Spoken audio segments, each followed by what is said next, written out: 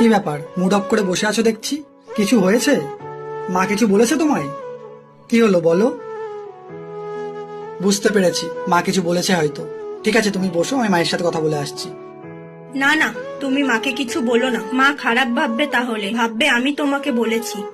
একটা মেয়ে যখন বিয়ের পরে শ্বশুর বাড়িতে আসে, তখন সেই বৌমার কাছে যদি বাবা মা কথা শোনে, তাহলে সেটা শুধু বৌমার ভুল নয়, ছেলের মেরুদণ্ড সোজা নয়, তাই বৌমার সাহস হয় বাবা মাকে কথা শোনানোর।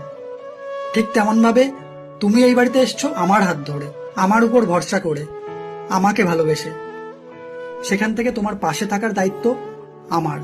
আমি থাকতেও তুমি যদি কোনো ভুল না করে বিনা দোষে কথা শোনো, তাহলে সেটা তোমার ভুল নয়, আমার ভুল। অবশ্যই মেয়েরা নতুন বাড়িতে এসে কথা শোনে, সবকিছু মেনে নেয়, তাই তার ভুল না থাকলে ছেলেদের পাশে থাকা উচিত। তুমি চিন্তা করো না,